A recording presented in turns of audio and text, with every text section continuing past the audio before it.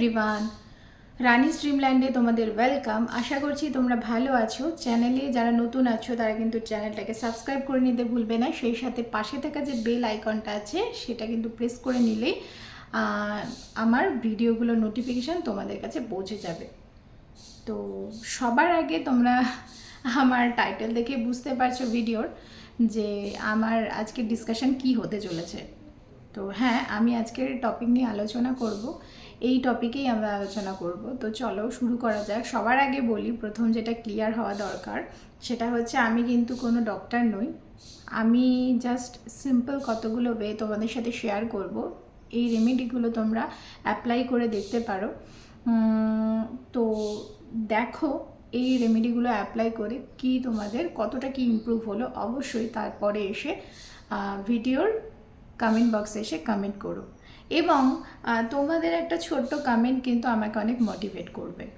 তো কাজেই তোমরা কমেন্ট করে আমার সাথে কানেক্টেড থেকো। যেটা বলার বিষয় সেটা হচ্ছে এইসব টপিক নিয়ে অনেকে আলোচনা করে না। যেমন আমি বলি, আমাদের মধ্যে অনেক মেয়েরাই আছে যারা কনসেপ্ট করতে অনেকেই পারছো না। অনেক দিন থেকে ট্রাই করছো, কনসেপ্ট করতে পারছো না। তো আমি তাদের কথা বলবো, জাস্ট একটুখানি তোমাদের নিজেদের লাইফস্টাইলটা একটু মডিফাই করে দেখো। মানে হেলদি লাইফস্টাইল লিড করার কথা আমি বলবো।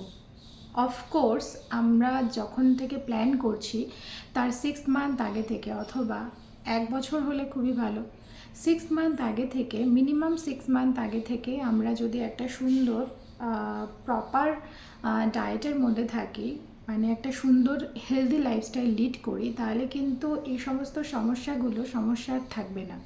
মানে প্রায় 50% প্রবলেম সলভ হয়ে যাবে।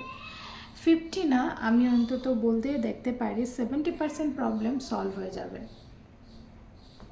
তো মেন কথা হচ্ছে, প্ল্যান যখন আমরা করব, প্ল্যান করার আগে কিন্তু আমাদের একটা গাইনোকোলজিক্যাল চেক আপ করিয়ে নেওয়া দরকার। মেয়েদের ক্ষেত্রে বলছি, অফকোর্স 2 দিক থেকেই চেক আপ করানো দরকার। এই না যে শুধু মেয়েরাই চেক আপ করবে, ছেলেদেরও করা দরকার।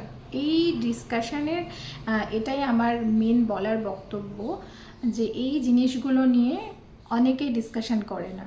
তো এই জিনিসগুলো অবশ্যই ডিসকাশন হওয়া দরকার। মেয়েদের চেক আপের পাশাপাশি ছেলেদেরও চেক আপ করিয়ে নেওয়াটা একটা ভীষণ ইম্পর্ট্যান্ট। তো আমাদের ক্ষেত্রে আমরাও সেম জিনিস করেছি। আমরাও প্ল্যান করার পূর্বক আমরা এই সমস্ত চেক আপগুলো আমরা করিয়ে নিয়েছিলাম। আমারও করিয়েছিলাম, আমার হাজব্যান্ডেরও করিয়েছিলাম। ছেলেদের ক্ষেত্রে কি হয়, অনেক সময় মর্টিলিটি মরফোলজি রেট কম থাকে, তো সেগুলোকে আমরা কিন্তু আমাদের হেলদি লাইফস্টাইল লিড করে কিন্তু সেগুলো ঠিক করতে পারি, অনেকটাই ঠিক করতে পারি। প্রায় 70% আমরা ঠিক করতে পারি। মানে আমরা যদি সঠিক লাইফস্টাইল লিড করি, মানে সঠিক মাত্রায় যদি আমরা খাবার খাই, ঠিকঠাকভাবে খাবার খাই, তাহলে কিন্তু এই সমস্ত প্রবলেমগুলো অনেকাংশেই কিন্তু সলভ হয়ে যায়। হ্যাঁ, অফকোর্স আমি ডক্টরের সাথে কনসাল্ট করার কথাই বলবো। কোনো প্রবলেম, কোনো সমস্যা যদি আমরা ফেস করি, অফকোর্স একজন ডক্টরের সাথে কনসাল্ট করে নেওয়া দরকার।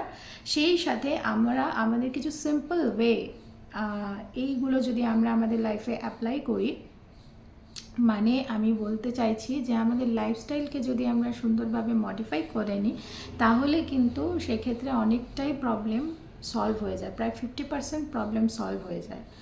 বাকি পার্সেন্ট যদি প্রবলেম, যেটা অনেকের ক্ষেত্রে প্রবলেমটা অনেকটাই, তো সেক্ষেত্রে অফকোর্স প্রবলেম হলে ডক্টরের সাথে কনসাল্ট করে নেওয়াটাই আমি প্রথমত বলবো। দ্বিতীয়ত, এই সমস্ত সিম্পল রেমেডিগুলো তোমরা অ্যাপ্লাই করবে তোমাদের লাইফে। 1 নাম্বার, মেয়েদের কথা বলবো, এক্সারসাইজ করার কথা বলবো। 6 মান্থ আগে থেকে, প্ল্যান করার আগে 6 মান্থ আগে থেকে আমরা কিন্তু যোগা করব। কিছু স্পেসিফিক যোগা আছে যেগুলো আমরা করলে কিন্তু অনেকটাই বেনিফিট পাবো কনসিভ করার ক্ষেত্রে। তার মধ্যে 1 নম্বর হচ্ছে বাটারফ্লাই যোগা আছে। বাটারফ্লাই স্টেপের যে ব্যায়ামটা রয়েছে সেটা তোমরা অ্যাপ্লাই করে দেখতে পারো, সেটা তোমরা ট্রাই করে দেখতে পারো। আরও একটা আছে ক্যাট অ্যান্ড কাউ পোজের একটা ব্যায়াম আছে, সেটাও তোমরা করে দেখতে পারো। তো আমি জাস্ট দুটো বললাম, তোমরা এরকম আরও অনেক কিছু ইউটিউব সার্চ করলে কিন্তু পেয়ে যাবে। মেনলি কয়েকটা পার্টিকুলার এক্সারসাইজ আছে যেগুলো আমরা বাড়িতে যদি প্রতিনিয়ত সকালবেলায় এমটি স্টমাকে যদি আমরা এগুলো করি, তাহলে কিন্তু আমরা খুব তাড়াতাড়ি কনসিভ করতে পারবো। নাম্বার 1-এ কিন্তু আমি যোগা অর্থাৎ এক্সারসাইজের ওপর কিন্তু ইম্পর্টেন্স রাখছি। 2 নাম্বার হচ্ছে সেটা হচ্ছে আমাদের খাবার দাবার, ফুড হ্যাবিট। আমরা অফকোর্স আমাদের লাইফ থেকে প্রিজারভেটিভ প্রসেস ফুডকে পুরোপুরি কাট করে দেব। মানে প্রসেস ফুড মানে যেটা, যেমন রিফাইন্ড সুগার হতে পারে, তারপরে ময়দা হতে পারে, চিজ, এই সমস্ত বাইরের, তাছাড়া জাঙ্ক ফুডগুলোকেও আমরা অ্যাভয়েড করব। আমাদের বাইরের রেস্টুরেন্টে গিয়ে খাওয়া দাওয়া বা বাইরের যে সমস্ত জাঙ্ক ফুডগুলো আছে, তেলে ভাজা যেগুলো রয়েছে, সেগুলো আমরা পুরোপুরি অ্যাভয়েড করব। বাড়িতে অনলি আমাদের বাড়িতে যে খাবারগুলো তৈরি হয়, অনলি সেই খাবারগুলোই আমি খেতে বলবো। হ্যাঁ, বাড়িতে তো অনেক কিছুই প্যাকেটজাত খাবার আমরা বাড়িতে বানাতে পারি না, আমরা পুরোপুরিভাবে প্রসেস ফুড এবং প্রিজারভেটিভ যে খাবারগুলোকে প্রিজার্ভ করা হয় সেই জাতীয় ফুড থেকে আমরা পুরোপুরি নিজেদেরকে খাবো না, বন্ধ করে দেবো, করাবো। মানে কিছু ব্লাড টেস্ট আমরা করিয়ে নেব, নিজেদের হেলথ ঠিকঠাক আছে কি না সেটা আগে আমরা। এবার যদি আমাদের কিছু ঘাটতি থাকে, তাহলে আমাদের ওই যে বললাম, আমাদের ফুড হ্যাবিট ঠিক করা দরকার সবার আগে। প্রচুর মাত্রায় লিফি ভেজিটেবলস, ফ্রুটস এবং প্রোটিন রিচ খাবার, বিভিন্ন ধরনের লেন্টিলস মানে ডালের কথা বলছি আমি, তার মধ্যে কাঁচা মুগ ডাল প্রচুর উপকারী। আমি আমার প্রেগনেন্সিতে যেমন প্রচুর কাঁচা মুগ ডাল আমি খেয়েছি, কাঁচা মুগ ডাল বানিয়ে খেয়েছি।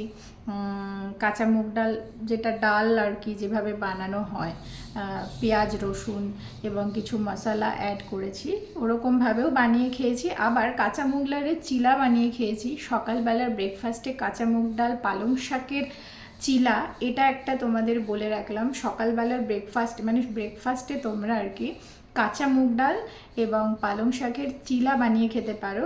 দই দিয়ে খেলে তোমাদের মানে যেহেতু দই প্রোবায়োটিক, সেই কারণে সকালবেলা যদি আমরা এটা খাই আমাদের ডাইজেশনে হেল্প করবে। এছাড়াও পালং শাকে আছে ফোলেট, আর কাঁচা মুগ ডালে কিন্তু আয়রন রয়েছে। আরেকটা কথা মাথায় রাখবে, সেটা হচ্ছে আয়রন যখন আমরা খাবো তার সাথে ভিটামিন সি যদি আমরা খাই, তাহলে কিন্তু আয়রন অ্যাবজর্পশানে হেল্প করবে। মানে আয়রনটা যেটা তুমি খেলে বডিকে দিলে, সেটা বডিতে অ্যাবজর্ব হতে আমাদের ভিটামিন সি খাওয়াও দরকার, তবে কিন্তু আয়রন অ্যাবজর্পশান হবে। তো এটাও আমাদের মাথায় রাখা দরকার, আয়রনের পাশাপাশি ভিটামিন সিটাকেও আমাদের খাওয়া দরকার।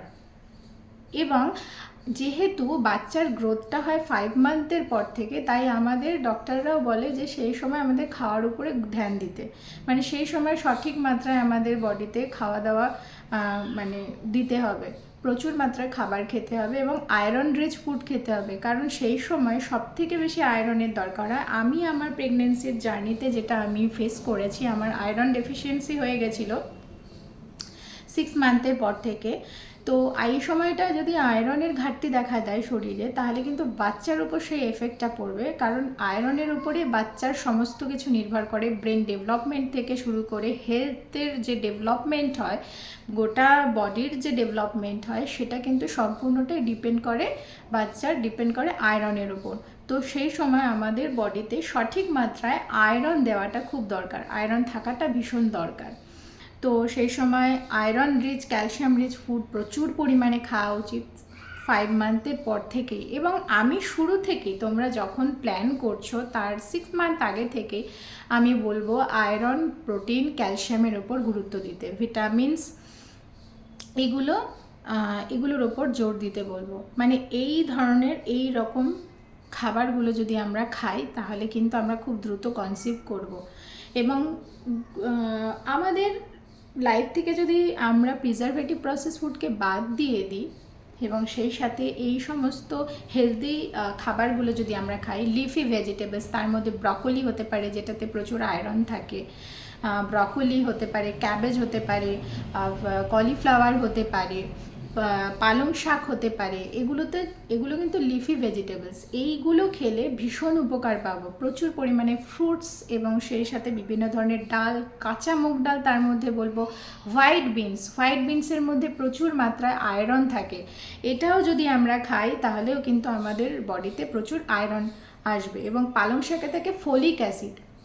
মাথায় রাখবে যারা কনসিভ করতে পারছো না তাদের জন্য আবার একটা টিপস দিচ্ছি আমি। ফলিক অ্যাসিড রিচ খাবার খেলে আমরা দ্রুত কনসিভ করে যাব। তো অনেক সময় ডক্টরের কাছে প্ল্যান করার আগে যদি আমরা যাই, ডক্টর কিন্তু অনেক সময় মেডিসিন সাজেস্ট করে, ফলিক অ্যাসিডের ওষুধ লিখে দেয়। তো আমাদের সেটাও যদি আমরা না করি, পাশাপাশি আমরা ন্যাচারাল জিনিসও আমরা কনজিউম করতে পারি। ন্যাচারাল জিনিস মানে যেমন পালং শাক, ওয়ালনাট প্রচুর মাত্রায়, বিভিন্ন ধরনের নাটস, তার মধ্যে ওয়ালনাটের কথা আমি বলবো। ওয়ালনাটে কিন্তু ফলিক অ্যাসিডের মাত্রা বেশি থাকে, ওয়ালনাটে থাকে, পালং শাকে থাকে। তো এই ধরনের খাবারগুলো যদি তোমরা 6 মান্থ থেকেই শুরু করে দাও, আগে থেকেই শুরু করে দাও, তাহলে কিন্তু খুব তাড়াতাড়ি তোমরা কনসিভ করতে পারবে। আর ওই যে বললাম যোগা মাস্ট, এটা অবশ্যই করতে হবে। কিছু স্পেসিফিক ব্যায়াম রয়েছে যেগুলো তোমরা ইউটিউব থেকে দেখে নিতে পারো। এটুকুই বলার। আর যেটা বলার, আমার যেমন ফাইব্রয়েড ছিল, আমি প্রচুর প্রবলেম ফেস করেছিলাম। আমি বেসিক্যালি আমার ফাইব্রয়েড থাকা সত্ত্বেও মানে অনেকটাই রিস্ক ছিল, তাও আমার বেবি হেলদি ছিল। ডক্টর আমাকে শুরু থেকেই আমার বেবি হেলদি বেবি আমাকে সাহস দিয়ে গেছে, যার কারণে আমি সাহস পেয়েছিলামও। প্রেগনেন্সিতে আমি প্রচুর সাফার করেছি, বাট বাচ্চা লাস্ট টাইম অবধি ঠিকঠাক ছিল, হেলদি ছিল। কারণ ওই 6 মান্থ আগে থেকেই আমি এই লাইফস্টাইলেই চলেছি, মানে প্রচুর লিফি ভেজিটেবলস খেয়েছি, প্রচুর ফ্রুটস খেয়েছি, ক্যালসিয়াম রিচ খাবার খেয়েছি, প্রোটিন রিচ খাবার খেয়েছি। তো প্রোটিন রিচ খাবারের মধ্যে তোমরা মাছটা প্রেফার করতে পারো, সেই সাথে তোমরা ডিম খেতে পারো। ডিম কিন্তু বাচ্চার ডিমে যেহেতু কোলিন থাকে, শুরু দিকে কিন্তু বাচ্চাদের ব্রেন ডেভেলপমেন্ট হয় শুরুর দিকে, মানে 3-4 মান্থের সময়ে তোমরা কিন্তু ডিমটা ভালো করে ডিম খেতে বলবো, কারণ ডিমে আছে কোলিন। এই সময় কিন্তু বাচ্চাদের ব্রেন ডেভেলপমেন্ট হয়। সেই নেক্সট আমরা প্ল্যান করার আগে আমাদের আয়রন, প্রোটিন, ক্যালসিয়াম রিচ খাবার আমাদের খাওয়া প্রচুর মাত্রায় দরকার। এবং কনসিভ করার জন্য মেনলি যেটা দরকার সেটা হচ্ছে ফলিক অ্যাসিডের মাত্রা বাড়ানো। ফলিক অ্যাসিড রিচ খাবার খাওয়া, যেমন পালং শাক, বিভিন্ন ধরনের লেন্টিলস হতে পারে, এগুলো যদি আমরা খাই, ওয়ালনাট, বিভিন্ন ধরনের নাটস, তার মধ্যে যেমন ওয়ালনাট আমরা খেতে পারি। ওয়ালনাটে কিন্তু ফলিক অ্যাসিডের মাত্রা বেশি থাকে। তো ওয়ালনাট এইগুলো যদি আমরা কনজিউম করি তাহলে কিন্তু আমরা মানে ফলিক অ্যাসিড রিচ খাবার খেলেই কিন্তু আমরা দ্রুত কনসিভ করব। এই জিনিসগুলো পার্টিকুলার যারা কনসিভ করতে পারছো না তারা অন্তত, আমি তাদেরকে অন্তত বলবো এই এক্সারসাইজ মানে প্রিজারভেটিভ এবং প্রসেস ফুড থেকে পুরোপুরি নিজেকে কাট করে দেওয়া, এবং সেই সাথে আয়রন, প্রোটিন, ক্যালসিয়াম রিচ খাবার খাওয়া, প্রোটিন রিচ খাবার খাওয়া, বিশেষ করে আয়রন বা ফলিক অ্যাসিডের ওপর জোর দেওয়া। প্রথম দিকে দেখা যায়, প্রথম দিকে আমরা বেশি খেয়েও আমাদের কোনো কনসিভ করার পরপর প্রথম দিকে খেয়ে কিন্তু আমাদের কোনো মানে সেটা উপকারে আসে না। শেষের দিকে খেতে হয়, মানে শেষের দিকে বলতে 5 মান্থের পর থেকে বাচ্চার ওয়েট বাড়ে। তো সেই সময় থেকে আমাদের খাবারের মাত্রাটা বাড়ানো উচিত। সেই সময়ে আমাদের বডিতে সঠিক মাত্রায় আয়রনেরও দরকার, আয়রন ক্যালসিয়ামও সঠিক মাত্রায় থাকা দরকার। সেই সময় যদি ঘাটতি হয়ে যায় আয়রনের, তখন কিন্তু বাচ্চার গ্রোথে, বাচ্চার ডেভেলপমেন্টে কিন্তু বাধা পড়বে। তো সেটা আমাদের আগে মানে সতর্ক থাকা দরকার যে আমাদের বডিতে সঠিক মাত্রা আয়রন আছে কিনা। মানে আমি শুরুতেই তোমাদের কনসিভ করার 6 মান্থ আগেই একটা ব্লাড টেস্ট করিয়ে নিতে বলবো। আমি এমন কিছু খাবার তোমাদের খেতে বলবো যেটা মানে কনসিভ করার পরের কথা বলছি আমি, এটা যখন তুমি কনসিভ করে গেলে শুরুর দিকে তুমি এই খাবারগুলোর উপর আমি জোর দিতে বলবো। ওয়ালনাট, তারপরে ডিম, এগুলো মানে এগ, এগুলোর ওপর আমি জোর দিতে বলবো। এগুলো বাচ্চার ব্রেন ডেভেলপমেন্টে হেল্প করে। শুরুর দিকে আমাদের বেশি বেশি খেয়ে কোনো দরকার পড়ে না, 5 মান্থের পর থেকে আমরা খাবারের পরিমাণটা বাড়াতে পারি, তখন খিদে লাগবেও প্রচুর, পাবেও প্রচুর, ডক্টর খেতেও বলবে, এবং সেই সময়টাতেই আয়রনের ঘাটতি দেখা যায়। আর যারা কনসিভ করতে পারছো না, আগেন লাস্ট টাইম আমি তাদের জন্য টিপস দেবো, তোমরা তোমাদের লাইফ থেকে প্রিজারভেটিভ প্রসেস ফুড কাট করে দাও সম্পূর্ণ। এবং আমি আগেন বলছি, কোনো ডক্টর নই, জাস্ট কয়েকটা ন্যাচারাল রেমেডি তোমরা এগুলো অ্যাপ্লাই করতে পারো। অবশ্যই তোমাদের প্রবলেমের কথা ডক্টরের সাথে কনসাল্ট করো, ডক্টরের কাছে যাও, এবং তোমাদের লাইফস্টাইল মডিফিকেশানের একটা ওয়ে তোমাদেরকে আমি বললাম, সঠিকভাবে একটা তোমরা রুটিন করে নাও। ব্রেকফাস্টে কী খাবে, লাঞ্চে কী খাবে, ডিনারে কী খাবে, এবং অবশ্যই সেটা হেলদি ফুড। তার মধ্যে থাকছে লিফি ভেজিটেবলস প্রচুর পরিমাণে, ফ্রুটস প্রচুর পরিমাণে, এবং থাকছে প্রোটিন। আর ওই যে বললাম আয়রন, ক্যালসিয়ামের ওপর অবশ্যই জোর দেওয়া উচিত শুরু থেকে। ফোলিক অ্যাসিডের ওপর গুরুত্ব দেওয়া উচিত। ফোলিক অ্যাসিড রিচ খাবার খেলে আমরা দ্রুত কনসিভ করে যাব। তো 6 মান্থ আগে থেকে যদি তোমরা এইটা ফলো করো, মানে প্রায় তোমাদের 70% প্রবলেম সলভ হয়ে যাবে। তো এটা একবার তোমরা অবশ্যই ট্রাই করে রাখো। আর অফকোর্স এটা দুজনেই তোমরা ট্রাই করতে পারো। এই হেলদি লাইফস্টাইলটা শুধু মেয়েরা না, ছেলে এবং মেয়ে দুজনেরই এই ধরনের ওয়েতে চলা উচিত। এই কারণে বলছি, কারণ ছেলেদের ক্ষেত্রে যাদের বললামই আমি, মেয়েদের ক্ষেত্রেই প্রবলেমটা বেশি ধরা হয়, বাট দুজনেরই চেক আপ ইম্পর্ট্যান্ট। আগে থেকে প্ল্যান করার আগে থেকে দুজনের চেক আপ করে নেওয়া দরকার। যদি ছেলেদের ক্ষেত্রে প্রবলেম থাকে তো একই ওয়েতে আমি বলবো প্রচুর পরিমাত্রায় পালং শাক, ওয়ালনাট, এই ধরনের খাবার প্রচুর মাত্রায় খাওয়া দরকার। প্রোটিন রিচ খাবার খাওয়া দরকার ছেলেদের। তো সেই ক্ষেত্রে কিন্তু অনেকটা প্রবলেম সলভ হয়ে যাবে। আর সবার আগে যেতে হবে ডক্টরের কাছে, ডক্টরের সাথে অবশ্যই কনসাল্ট করে। আর আমি কিন্তু কোনো ডক্টর নই, আমি জাস্ট কয়েকটা সিম্পল টিপস তোমাদের সাথে শেয়ার করেছি, নিজস্ব এক্সপিরিয়েন্স তোমাদের সাথে শেয়ার করেছি।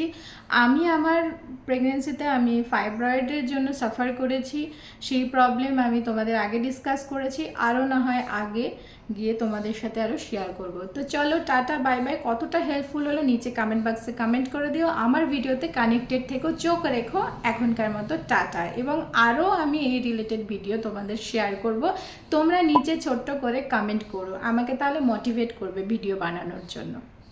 টাটা।